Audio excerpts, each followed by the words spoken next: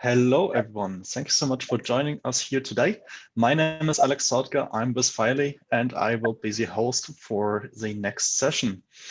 Our next talk is about the Google Cloud API. It's FHIR data ingestion, management, and analytics presented by Kalyan and Dharmesh. If you have any questions during the presentation, please use the Hoover question and answer sections, and we will try to get back to you after the presentations. And with that, I would say we get started.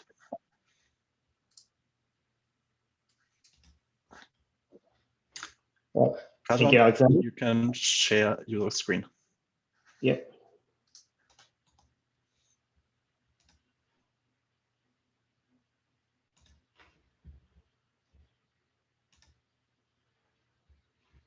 Okay, perfect. Hi, everyone, and thanks for joining our session on Google Cloud FHIR APIs, data ingestion, management, and analytics. My name is Kalyan Pamarthy. I'm a product manager in the Google Cloud Healthcare team, managing our Cloud Healthcare API. Joining me today is Dharmesh Patel, the solutions manager on our Google Cloud Healthcare team as well. So today we want to share with you a quick overview of the Google Cloud Healthcare API and a summary of our managed FHIR server capabilities. I also want to highlight some of the recently launched features since last DevDays and some open source contributions that we've made around FHIR. And finally, Dharmesh will give us a quick demo to see some of these managed FHIR capabilities in action. We have a bunch of other related presentations on the Google Cloud Healthcare API at FHIR. So just a quick call out here. We have a Let's Build session tomorrow at 5:15 p.m. Central, European time, as well as a few other sessions where we're presenting about building FHIR analytics and AI applications. Also on Thursday, FHIR analytics using Odyssey tools in the cloud on Thursday as well. And then we have one of our partners, Onyx, talking about benchmarking and performance data with cloud-based FHIR APIs. So feel free to join those sessions and learn more about what Google Cloud is doing around FHIR. Okay, let's jump right in. So the Cloud Healthcare API is the primary API surface in the Google Cloud Healthcare team for managing healthcare-specific data in the cloud, right? So we support a variety of different healthcare data formats, FHIR, DSTU2, STU3, and R4 being the primary data formats for FHIR data. We also support HL7v2 and DICOM. We support these various data formats so we can make it easy for our customers to bring healthcare data and manage them securely and privately in the cloud.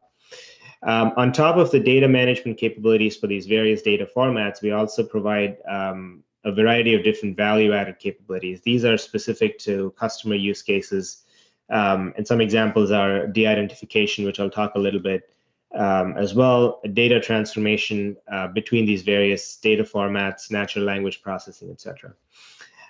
These cloud healthcare data management capabilities are built on top of our underlying Google Cloud infrastructure around privacy, security, compliance with regulations, right? So we have tools and templates to manage HIPAA compliance in the cloud for all these different various healthcare data formats that are coming into the cloud.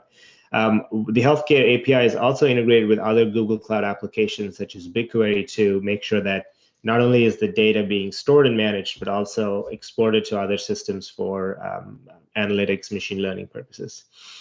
We're also offering support for building modern FHIR apps in collaboration with our Apigee API management platform. So the healthcare API and the Apigee API management together will allow customers to build modern FHIR apps. So the Cloud Healthcare API has been generally available for several months now, and so you can always go to our website, cloud.google.com/healthcare. There's a lot of documentation and reference guides about features that are generally available, as well as some of the newer features that we have in preview. So as a quick summary, we're supporting all the three major versions of FHIR, so DSTU2, STU3, and R4. We have managed methods for importing FHIR data into the Google Cloud HealthCare API, and you can do this from Google Cloud Storage. So if you're exporting FHIR data from any other system, you can land that in Google Cloud Storage and import that into the Cloud HealthCare API. Similarly, on the other end, if you want to export FHIR data from the Google Cloud FHIR server into other systems, we allow export once again into Google Cloud Storage, but also exporting into BigQuery for analytics use cases. And with export to BigQuery, we support both streaming and batch. So you can keep your transactional systems and your analytical systems in sync with the streaming export. Now, once FHIR data is in our FHIR servers, we support all the standard FHIR REST operations for CRUD, as well as some advanced operations around like FHIR search, patient everything, and being able to execute bundle transactions and batch transactions.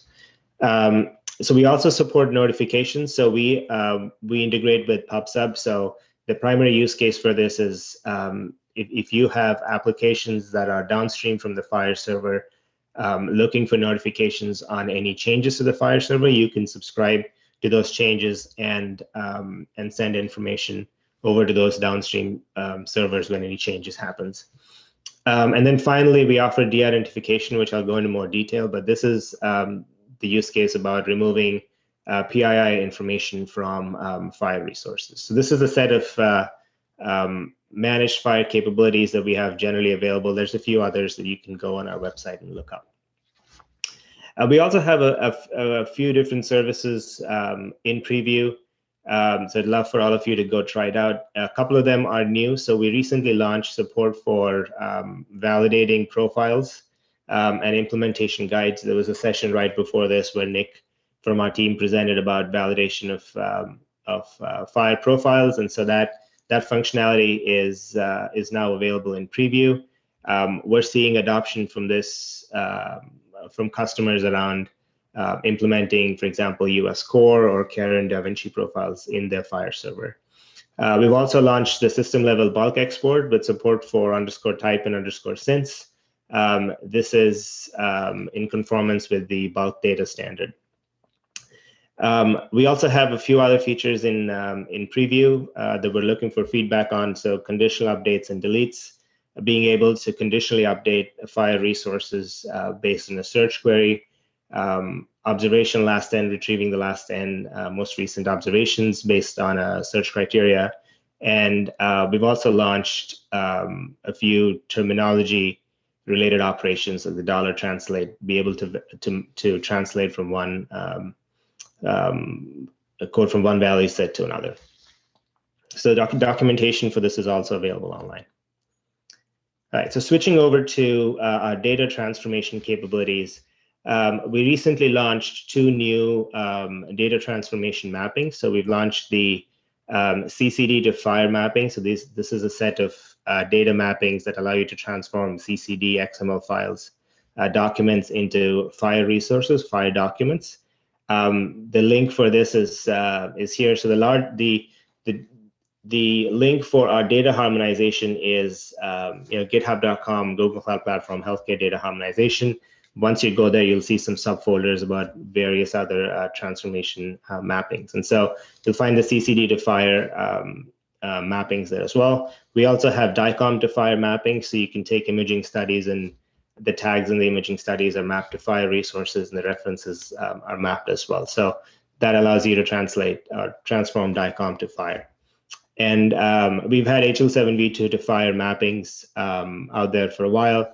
Roman from our team just did a session on HL7v2 to FHIR mapping and transformation before this, so you can also go check out those mappings. So the way those mappings work, this is a two-step process for transforming data from one format to the other. The first step are these mappings that we've open sourced.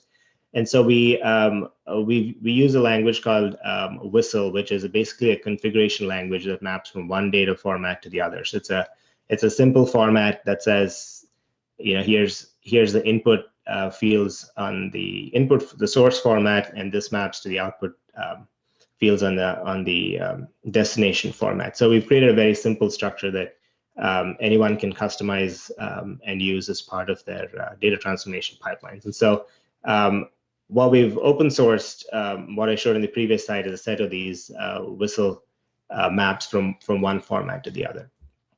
And the way you would use this is execute the mappings as part of some managed method or a transformation engine. And so all our managed services in the Cloud Healthcare API for importing and exporting data support the use of one of these configurations, right? And so if you've got a bunch of HL7v2 messages sitting in Google Cloud Storage and you want to import them into a FHIR store, you can give them one of these mapping configurations, and the import and the transformation happens during import. Same thing for streaming messages coming in.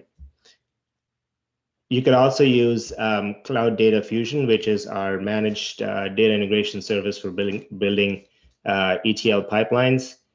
We've got a Cloud Data Fusion plugin for these healthcare data transformations, so you can use that as part of Data Fusion. Or you can use Dataflow, which is based on Apache Beam, and we've open sourced a reference implementation of how to use these mappings. And so with a combination of one of these execution engines and the data mappings, you can transform data from any of the formats that I specified before. So that was a quick summary of data transformation. The third thing I want to talk about is our de-identification capabilities. And so de-identification is a process of removing personally identifying information from data so that you cannot actually link back the data to the specific individual that the data relates to. But at the same time, you also want to keep enough utility in the data so you can use it for other research or product development purposes, right? And so you don't want to strip out all the data, but just the identifiable elements of the data. So that's the de-identification problem. The typical use case for de-identification on FHIR is when the FHIR data that's supporting transactional use cases, for example, like FHIR clinical data that's supporting patient or provider-facing apps, for example, you want to be able to do some machine learning or analytics on that data. Typically, that data goes through a redaction process where you're de-identifying the data and then using that for analytics. Because not everyone in your organization might be able to access the clinical data with personal information in there. And so the typical workflow is the raw FHIR data is de-identified, and then a team internally checks that all the personally identified information is removed, and then that's sent over to analytics and machine learning. So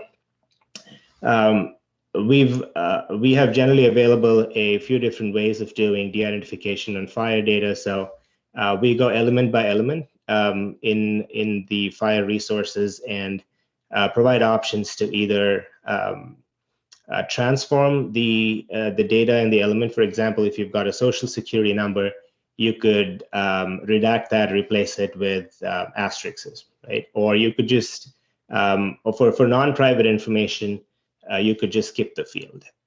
For unstructured fields, for example, clinical notes, we use some machine learning techniques to make sure that we're identifying and removing the private information in that. And so we do this for DSTU, R4, DSTU3, and other versions of FHIR in accordance with the safe harbor requirements for HIPAA. Right? And so there's a lot of information online. There's a lot of customization options as well. So I'd encourage everyone to go take a look at it. So here's just a quick example. So in the original FHIR record, you'll see in the red boxes, we've got address, birthday, gender, and the name, which is all personally identifiable information. On the right-hand side, which is the de-identified record. So what we've chosen to do as part of configuration is for the address fields, just redact the address. So you'll see empty strings in there. For birth date, what we've done is we've time shifted it. And time shifting is an important concept in de-identification because then you can keep the fidelity of the data in terms of times, but not actually see the specific values, right? And for Gender, we've decided to leave it as the same gender.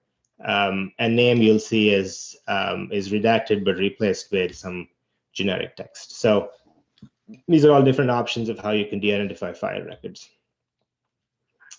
And lastly, I just want to put all this together in terms of a case study. So a common pattern from our provider customers is consuming large amounts of HL7v2 messages that are coming from a variety of different sources, transforming them into FHIR using the data transformation capabilities I talked about in the whistle configuration language and the maps used with our import methods or the data transformation pipelines. And so transforming HL7v2 to FHIR, storing them in our managed FHIR server, using them for clinical applications, but also using the export functionality that we have from the FHIR server, sending that to BigQuery, and using that for operational and reporting dashboards. Looker is one of the tools that we have for building dashboards. And so we've implemented this pattern at multiple large provider systems where we're processing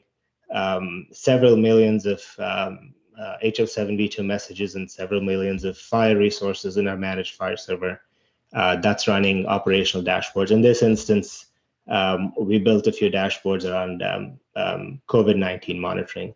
And so all these different functionalities make it really easy to build and implement such end-to-end workflows. So with that, I'll hand it over to Dharmesh for a quick demo on the various things I just talked about. Dharmesh? Yeah. Thank you, Kalyan. I'll share my screen and we'll get into the demo. Perfect. So I'll stop sharing. Yeah.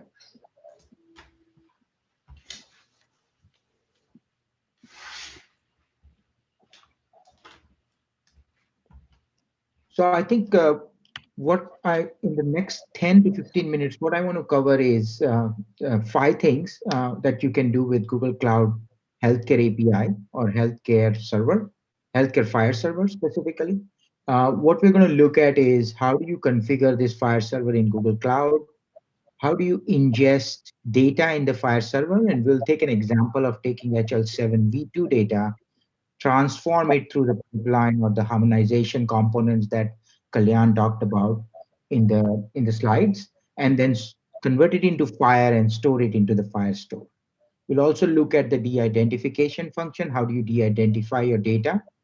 And then we will export data from FHIR store to Google Cloud Storage using our bulk export operation, which is in preview at the moment. And also we will export the data to BigQuery. Once you have it in the BigQuery, you have a SQL access to it.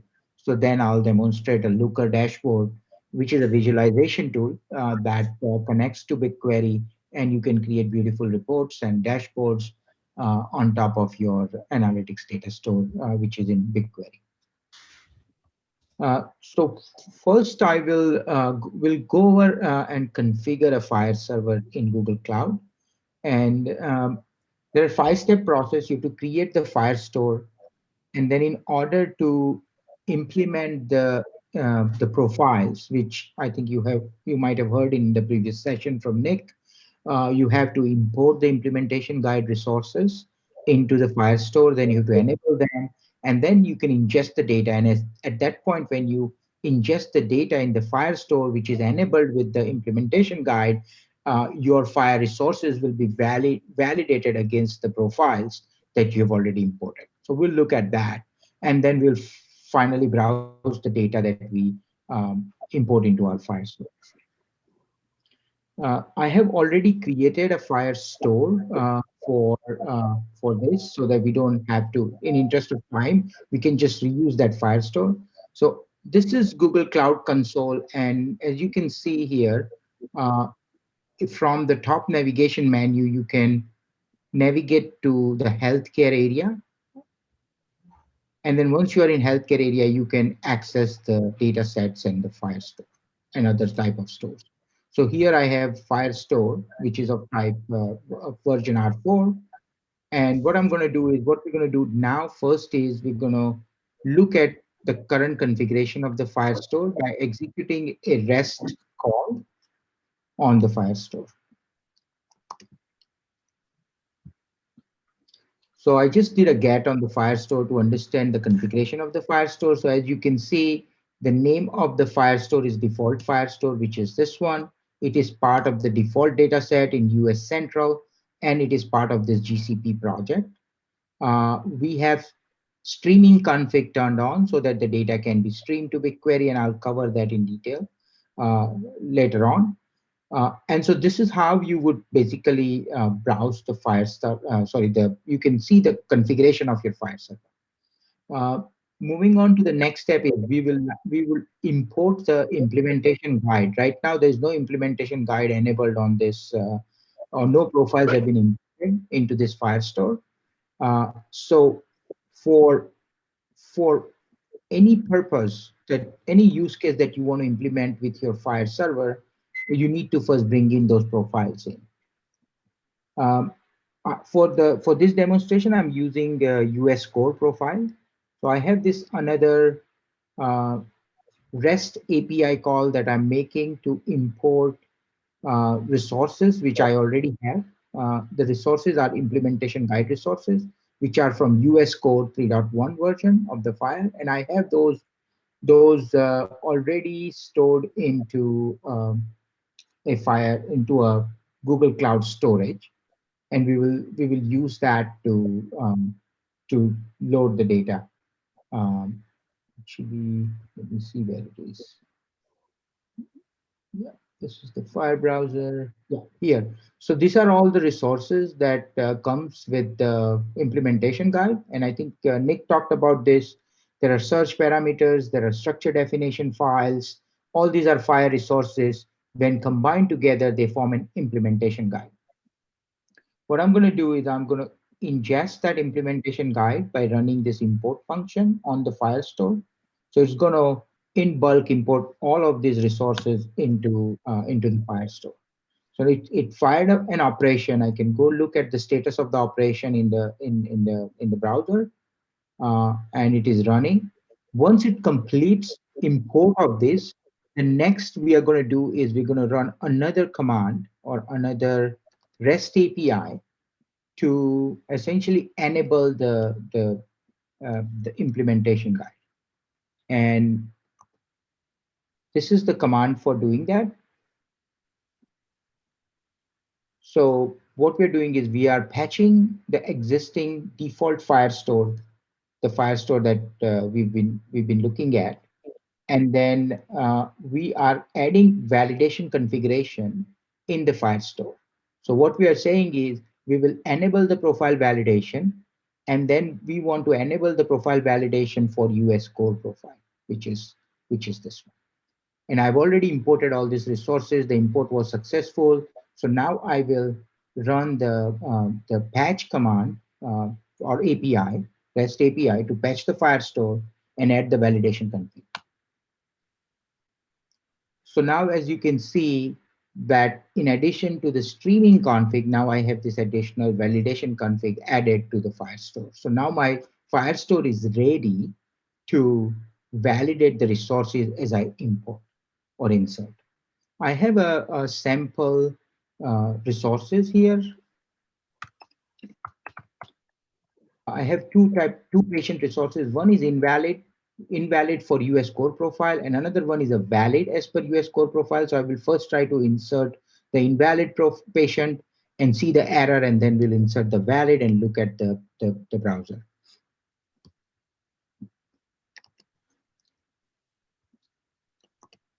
So I have this okay,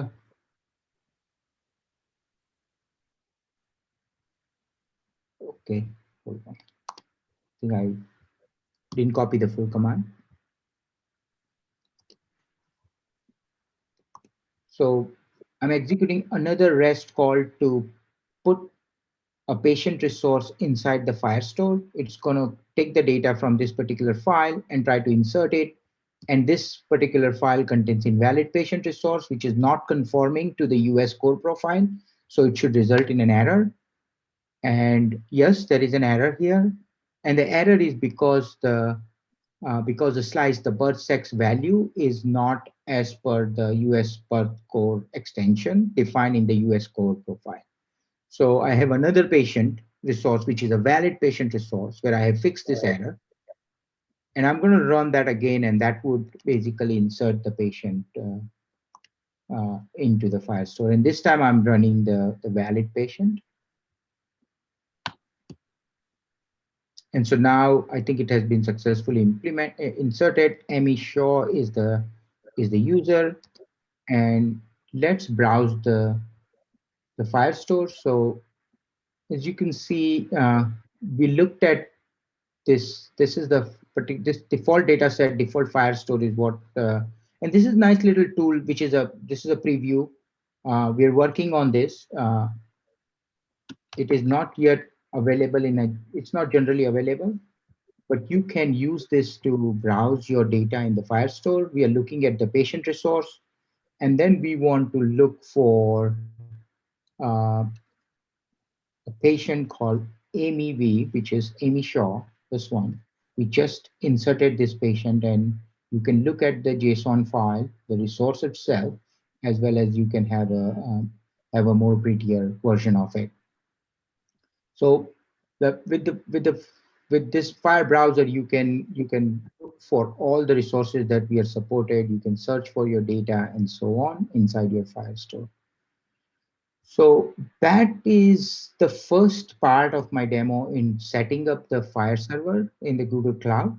What I'll do is I'll showcase the second part of the demo, which is how do you ingest data into the Firestore? How do you bring in data from let's say EMR or EHR systems? So what I have is I have a simulator which basically generates HL7v2 messages. That simulator runs in a Kubernetes engine in Google Cloud. That simulator sends an HL7v2 message to an MLLP adapter, which is another service that supports MLLP protocol, and it accepts HL7v2 messages. It's a service which runs on Kubernetes engine. So MLLP adapter is available in GitHub on this location. You can download it and use it. Once the message is received by the MLLP adapter converts it into the JSON version of the HL7 and sends it and inserts it into the HL7 store. HL7v2 store. The HL7v2 store is configured to publish all the mutations or publish notifications for all the mutations that happen. So all the create, update, patch transaction that happens on the store, those notifications will be published to the pub sub. And then we have a subscriber to that pub sub topic, which is a data flow pipeline that listens to that. And then it will read the HL7v2 message, transform it using the whistle map that Kalyan talked about, and put that resource into the FHIR server. So that's the whole data ingestion pipeline for ingesting an HL7v2 data from an EHR. In this case, it's a simulator to the Firestore. So what I'm going to showcase first is the simulator, and this is a simulator which runs 6 pathways per hour. At the moment, we can increase the speed, but I think, or we could even send an ad hoc HL7 message for a given patient. Then we will look at, this is the pub sub notification, where when the message goes from this to the MLLP adapter, the MLLP adapter will send it to HL7v2 store, and then a pub sub notification comes to where we could potentially see the message through this subscription if it is not already picked up. And then I think it's all picked up, so that's why we cannot see it. Then this is the data flow pipeline which streams the data from HL7v2 to FHIR, and in the process it also converts it from V2 to FHIR using the whistle maps that we have already open sourced. And then eventually you will see your data appearing in the FHIR browser over here. And then so let me push a message. Let's say I run this particular patient HL7 message, which is MRN this. It goes from the simulator, and then finally we can go to the healthcare browser and look for that patient.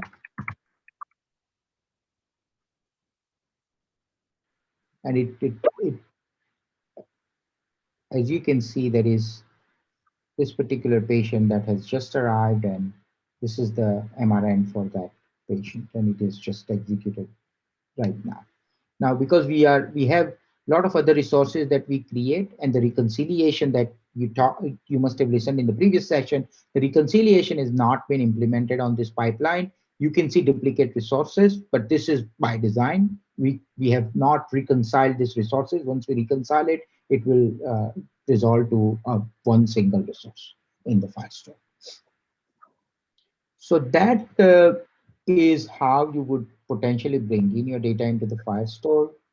The next part of my demo includes the de-identification of the Firestore, which is we take the existing Firestore that we have. In our case, we'll look at our default Firestore. We'll create another Firestore called DID Firestore, and then we will no need to connect to any PubSub. It should be of the same version as the source one, creating it, and then now I have this empty Firestore that I've created. It does not have any data. This is the source data where the pipeline is bringing all the data in. What I'm going to do is I'm going to run the de-identification process on this Firestore to de-identify all the data that you have in this store, put it into this de-identified Firestore.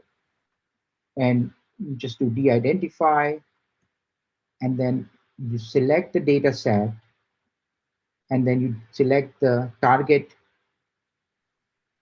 FHIR server, and then you just run the de-identification function. And what it does is it starts an operation, and the operation is running. It's a long running operation, so you get a handle in form of an operation ID that if you're doing this programmatically, then you can use this handle to query the status of this long running operation. And once it is successful, you can carry on with your next level of processing. So once this ends de-identifying all the data, we will look at the data in the browser from the. So we'll look at some of the patients over here in the DID Firestore, and it should appear here pretty soon. I think it has already started giving us the data. So now you can see this record has only identifier. It says it is patient, but most of the identifiable information has been redacted from the message. So if you look at the JSON, you can say that this particular patient is from Great Britain. There's a value for MRN, but MRN value has been redacted. This is the logical ID that is known to the FHIR server. You can know the gender, you can know the birth date. But other than that, I think most of the identifiable information like family name, given name, all has been removed from the resource. Now there are more configurations that are possible to not redact the information but shift the information. For example, if this date is important but you want to hide that information, you can pad the date by 100 days. So you can never get the accurate date of birth, but you will still have the date value that you could potentially use it into your analytics or any other downstream processing logic. So that's all in the de-identification. How am I doing on the time, Kalyan? I hope I'm not late. You have still 12 minutes left. 11. Very, very good. So so the third thing, the fourth thing that I would like to demonstrate is how do you, once you have your data in the Firestore, let's say you've de-identified, how do you export it to a data warehouse like BigQuery or cloud storage for several different reasons, right? You can take it to BigQuery to do the SQL analysis on it, uh, or do machine learning using that data, uh, or you want to take that data to some other system or some other, in your own data center. You could do that by exporting the data in two forms. You can export it in the analytics schema, which creates a tabular structure in BigQuery, or you can export it as NDJSON files. which could be returned into the file storage, Google Cloud Storage, which is our object store. You can write it there, and then you can take your data back from there. In case of what I'm going to demonstrate first is the export to BigQuery and then the export to cloud storage. Going back to our console, and I would, before I can showcase the export part, I would like to give you one more things around the notification configuration. So let me query the Firestore and show you how we would enable streaming. So this portion, what I did was I just executed an HTTP GET on the Firestore so that I can get the configuration of the Firestore. Now, if you look at the configuration of the Firestore, there is a streaming config enabled, and it says that any transaction that happens on the Firestore, transform that into the analytics schema and push it to the BigQuery dataset. So this is already on. So all of the mutations, all of the transactions that's been happening on this Firestore are already going to the BigQuery dataset. So this is the streaming to BigQuery part, which I wanted to showcase first. And this is where the data is written. So let me go back. If you look at this, it is HA Portal default dataset, which is the BigQuery dataset. And this is the BigQuery dataset, default dataset. And you can see all of these resources were created, but now I have a SQL projection of the FHIR data in BigQuery so that I can execute SQL on it. And so let's look at the patient view, right? And I can query this patient dataset.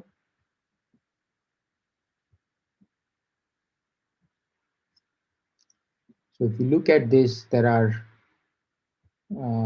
I can query patient view.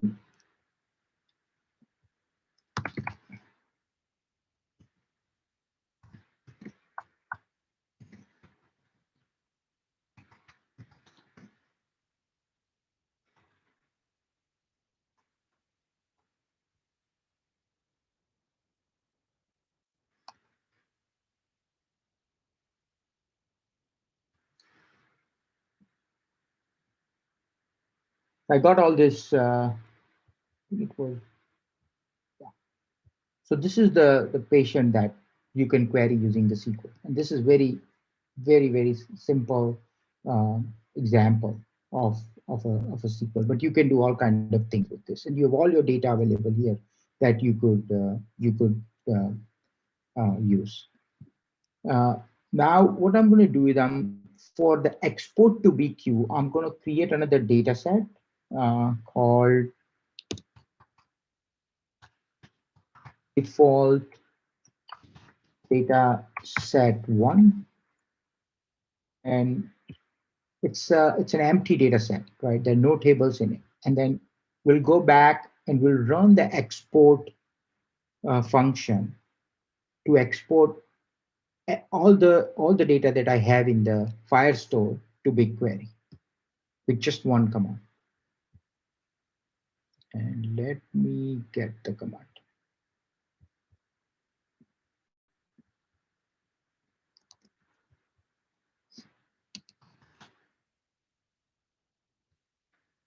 So what this is doing is it is basically running an HTTP post on my Firestore, and it is running a special operation called export. And it is saying that you export all the data in the analytics for schema into this dataset 1 that we just created. And again, it is a long running transaction. So it fired this operation is running.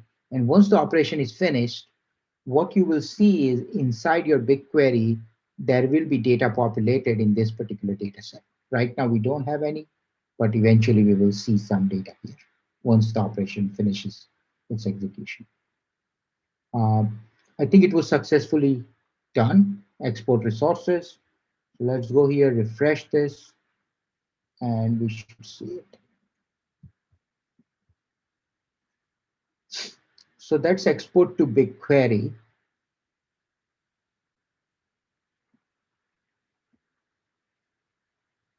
And so default data set 1, and you can see all these tables were created, right? So you have now 2 data sets here. All the transactions that are returned to the Firestore will be automatically streamed to the default data set through the streaming config. And this is a snapshot of your Firestore, a SQL projection of that in a different data set at a given point in time, right? So, so that's the purpose of this whole export functions. There is this another export which we will see, which will export your data. So we finished this. Now we are looking at how can I export my data into the cloud storage. So we have this. Sorry, let me go to my storage bucket. Where is my storage? Yeah, here. So all my buckets, I have a bucket to export. I think this is the one, default Firestore export. This is where I will export my data, the files, the NBJSON files. But for the GCS, for the export to work, first you will have to, for the GCS, first you'll have to patch the Firestore and add the export, bulk export configuration. So what I'm doing is I'm changing my Firestore, I'm patching my Firestore and adding a new configuration called bulk export to GCS, and I'm adding information about where I want to export my data. And so this is the GCS bucket where I will export the data. So once I run it, now I had my streaming config, which we saw. We looked at the validation config. I added the bulk export GCS destination, which is basically the export functionality. And now I will execute a REST API to export the data. And this is the $export. This is compliant to the FHIR bulk data export specification. And it will export the data from this particular Firestore to the GCS bucket that we have already configured. So when I run this, again, it's a long running transaction. So it will say that bulk export transaction has started, it is running. And once it completes and it is done, you can go to the, I always lose this, to this, and then you can refresh it and all the data will be available here. So these are all the, and as you can see, the operation identifier is in the file name. So that way you can relate it to the operation that was responsible in making this data available in the cloud storage. And these are all NDJSON files, equivalent to all the data that we exported into BigQuery. Now it is available in NDJSON file in Google Cloud Storage, which you can then take it back to other systems wherever you need to use it. So I think we covered this. And then finally, I have this, once you have your data in BigQuery, and we already looked at it a little bit, that you can run all kind of SQL queries, SQL projection on that. You can even use that data to train your machine learning model and build and evaluate your machine learning model. But you can also connect a visualization tool or analytics tool like Looker to BigQuery, execute queries, execute functions on it, and then you can create pretty dashboards. And that's, I think, we have a pre-created dashboard that I would like to show. This is a dashboard created in Looker with for a big hospital system which runs many hospitals or facilities. And this is their key quality metrics that you can create on top of the data that you have in the Firestore, which was exported to BigQuery, and then you pulled it. For example, what would be my readmission rate across the hospital system, all the hospitals that I run? What is my mortality rate? What is my average length of stay for the patient in my hospital? And then you can also drill down at an individual hospital level. And all this data is coming from the BigQuery data warehouse. And then Looker is executing the functions to get and create all this this visualization for the hospital administration staff. With that, I would end my demo, and what I would like to say is we have a Let's Build build session on Thursday. So I would invite you to come join that session. You will get an opportunity to play live with the Cloud Healthcare API and the generally available capabilities that we have. And then I will be there to support this along with Kalyan. Thank you so much, Dharmesh and Kalyan. Unfortunately, we are out of time for the questions, but as you said, there is a new tutorial tomorrow. So I would say we answer all the questions that we have right now tomorrow. Yeah, again, thank you so much. And I hope now everybody will join the FHIR island hopping, which is a really exciting activity. So hope to see you there. Thanks everyone for joining us. Thank you.